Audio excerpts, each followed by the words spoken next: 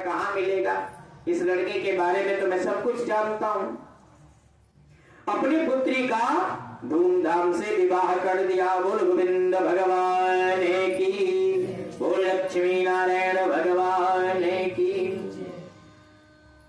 देव शर्मा अपने पिताजी का खूब सेवा करने लगा, क्योंकि ब्राह्मण देवता के पास कोई संतान नहीं थी, पुत्र नहीं था। तो दामाद ही इतना सेवा करने लगा कि भूल ही गए कि मेरा पुत्र है या नहीं है। एक दिन दामाद के साथ में जंगल में, हिमाचल प्रदेश में लकड़ी काटने के लिए गए, व्यापार करने के लिए। बहुत घने जंगल, घनघोर जंगल में जब पहुंचने के बाद देखा कि सामने पहुंच गए जंगल में, तो देख रहे हैं कि इसे भयंकर राक्षस सामने खड़ा हुआ है। भागने का बड़ा प्रयास किया, लेकिन राक्षस से बच नहीं पाए। राक्षस ने दोनों को पकड़ करके और उनकी निर्मम हत्या कर दी। बोल गोविंद भगवान की। लेकिन वो तपोभूमि में उनकी मृत्यु हुई। जहां जिस भूमि, जो भूमि जागृत भूमि होती है, जैसे बनारस, काशी में एक मरणकर्णिका घाट है, कुछ ऐसे मैंने सुना है कि वहां दाह संस्कार करने से सीधा वैकुंठ लोक मिल जाता है। और वहां का नियम है 24 घंटे में एक सेकंड ऐसा नहीं है जो वहां दाह संस्कार ना हो रहा हो। जो ये तपोभूमि में इनका प्राण निकला, तो तपोभूमि से इनको वैकुंठ लोक की प्राप्ति हुई। क्योंकि जैसे मेघ से बरसा हुआ जल नदियों के द्वारा समुद्र में प्रवेश करता है, उसी प्रकार से गणेश, शिव, सूर्य या अदर किसी भी देवता का उपासना करो, उसका जो फल होता है वो भगवान पारब्रह्म परमेश्वर से ही होता है। बोल लक्ष्मी नारायण भगवान की। इस प्रकार के वचन को जब गुणवती ने सुना कि मेरे पति और मेरे पिता का किसी भयंकर राक्षस ने हत्या कर दिया है, तो बड़ी रुदन करने लगी, पुकारने लगी। आप कैसे निर्वाह करेंगे, कैसे जीवन व्यतीत होगा? बहुत समस्याएं सामने आई। कई प्रकार से प्रलाप करते करते बहुत परेशान हो गई। इस प्रकार से विलाप करती हुई अचेत हो गई, वृक्ष की तरह भूमि पर गिर गई। जब कोई चेतना नहीं आई, तो उसने घर वालों को, उस घर सामान इत्यादि जो कुछ भी था, जब थोड़ी सी चेतना जागृत हुई, तो सब कुछ बेच बात करके क्रिया कर्म कर दिया। बहुत ध्यान देना, यहाँ जो लोग कहते हैं कि 3 हमारा पूजा जा रहा है, हमारा पाठ जा रहा है, 3 दिन की क्रिया कर दो, 7 दिन की कर दो, 9 दिन की कर दो। ये कथा कह रही है कि क्रिया करने के लिए भी उनके पास में कुछ नहीं था कि पति का और पिता का क्रिया कर सकें। लेकिन क्रिया को तरीके से किया जाएगा, मरने के बाद नाइंसाफी नहीं किया जाएगा, उद्धार किया जाएगा, पुत्र धर्म निभा जाएगा, इसलिए अपना घर बार बेच दिया। लेकिन उनको मुक्ति दिलाने के लिए कोई कमी नहीं छोड़ा। जिसने अपना जीवन तुम्हें पूरा दे दिया हो, उसको यदि तुम 13 दिन 12 दिन नहीं दे पा रहे हो, 10, 20, 50 हजार रुपए नहीं खर्च कर पा रहे हो, तो तुम्हारा जीना ही बेकार है। तुम संतान कहलाने के योग्य ही नहीं हो, संतान के नाम पे कलंक हो, और ये भूल जाते हो कि तुम्हारे साथ भी ये दिन होने वाला है। बहुत लोग कहते हैं कि श्राद्ध नहीं करना चाहिए गया में जाने के बाद।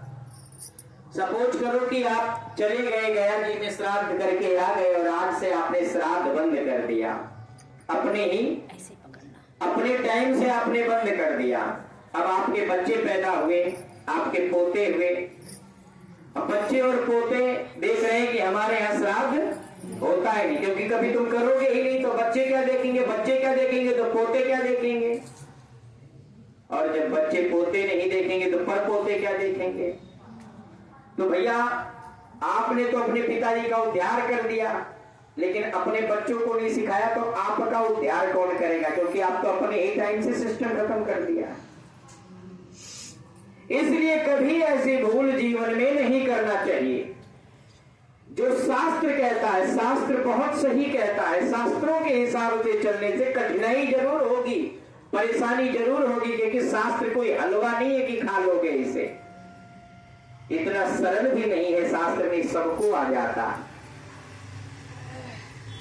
लेकिन कम से कम जब भी वो होगा शास्त्र के हिसाब से तो आपका कल्याण ही होगा, इसमें कोई संदेह नहीं है। बोलो गोविंद भगवान की। बहुत नियम से अपने पति और अपने पिता की अंगोष्ठी करने के उपरांत में कार्तिक मास आया, कार्तिक मास का व्रत रखने लगी, एकादशी का व्रत रखने लगी। बहुत ध्यान देना, एक समय जब आवे तो एकादशी का व्रत जरूर शुरू कर देना चाहिए। एकादशी का व्रत से ज्यादा पूर्णदायी व्रत और कुछ हो ही नहीं सकता। ये साधु संतों सबके लिए बनाई गई एकादशी का व्रत करने, दोनों ही व्रत भगवान की अति प्रिय तथा भगवान से मुक्ति पाने के लिए भगवान से निवेदन करने लगी। कार्तिक मास में तुला के सूर्य प्रातः काल स्नान करना, प्रातः काल स्नान करके जागरण करना, मंदिर में दीपक जलाना, तुलसी के वृक्ष का परिक्रमा करना, मंदिर में जाकर के झाड़ू पोछा करना। क्यों? क्योंकि आर्थिक स्थिति तो इनकी ठीक नहीं है। बहुत ध्यान देना, दान कोई जरूरी नहीं है कि आप किसी को हार हवेल गढ़ा दिए, रुपया पैसा दे दिए तो दान है। नहीं मायने रखता। आपके पास भगवान ने अगर धन नहीं दे रखा है तो बल दे रखा है, बल भी नहीं दे रखा है तो बुद्धि दे रखा है, विवेक दे रखा है। आप कहीं से भी सेवा कर लो, ज्ञान दे दो, किसी के साथ खड़े हो जाओ, जो भी आपसे बन पड़े, पर अब भगवान के साथ में धोखाधड़ी का काम मत करो। क्योंकि तुम्हें पता है कि तुम्हारे पास क्या है क्या नहीं है, तुमसे ज्यादा उसे पता है कि तुम्हारे पास क्या है और क्या नहीं है। खूब भगवान जाकर के मंदिर में झाड़ू सेवा इत्यादि करने लगी और भगवान से कामना करने लगे कि प्रभु जीवन मुक्त हो जाता।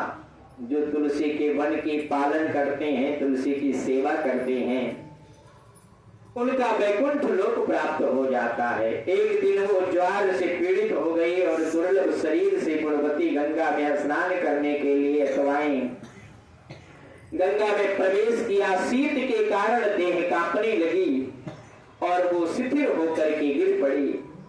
उसी समय हमारे भगवान का नाम स्मरण करने लगे, क्योंकि भगवान के नाम स्मरण करने से समस्त पापों का नाश हो जाता है। श्री कृष्ण गोविंद हरे मुरारी नाथ वासुदेवा। श्री कृष्ण गोविंद हरे मुरारी नाथ वासुदेवा हे नाथ नारायण वासुदेवा हे नाथ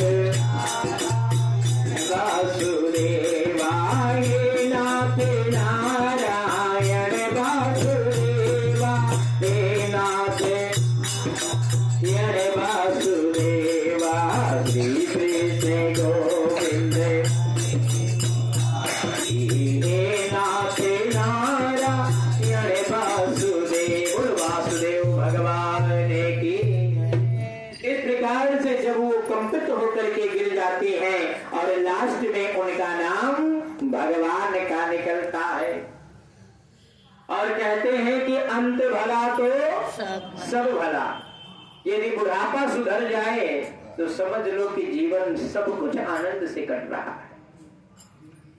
इसलिए कहा जाता है कि जब जागो जभी सवेरा है।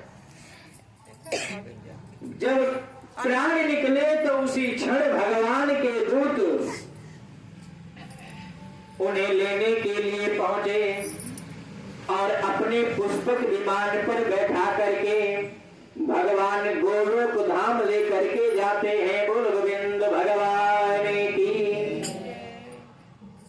उसी समय कृष्ण अवतार होता है, उस समय हमारे सभी देव देवता यादव बन करके आते हैं, ग्वाला बन करके आते हैं, और जो तुम्हारे पिता देव शर्मा सत्राजित बन करके आए। क्या बन करके?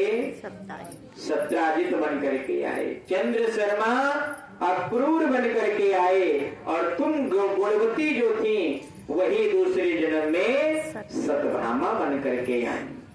आपके उसी पुण्य प्रताप से, आपके उसी कर्म से आपको सतभामा बनने का सौभाग्य मिला, और चूंकि हमारा वर्ण आपसे हुआ, यही आपके पुनर्जन्म की कथा है। बोल लक्ष्मी नारायण भगवान की। इस प्रकार से श्री सूत जी महाराज कहते हैं कि किसी का दान पुण्य व्रत नियम संयम धर्म किसी भी परिस्थिति में भगवान का नाम लेने से वो हर क्षण लिखा जाता है। तुलसीदास जी ने लिखा है कि तुलसी मेरे राम को, तुलसी मेरे राम को रीझ भजो या कीजे, भूमि परे जामे सभी उल्टा सीधा बीजे। भक्ति करने के लिए कोई डिग्री, कोई जाति, कोई बिरादरी, कोई उम्र की जरूरत नहीं होती। जैसे किसान बीज बोते समय ये नहीं देखता कि बीज उल्टा पड़ रहा है या सीधा। किसान का कर्म है बीज बोना, लेकिन उसको अंकुरित करना, उसमें फसल लगाना, ये स्वयं ठाकुर जी का काम है। इसीलिए हमें अपने कर्म को आगे बढ़ करके करना चाहिए। उसका परिणाम क्या होगा ये ऊपर वाले के हाथ में छोड़ देना चाहिए। बोल गोविंद भगवान की। कल की कथा बड़ी सुंदर आएगी कि कल तुलसी का महत्व भी बताया जाएगा। बोल लक्ष्मी नारायण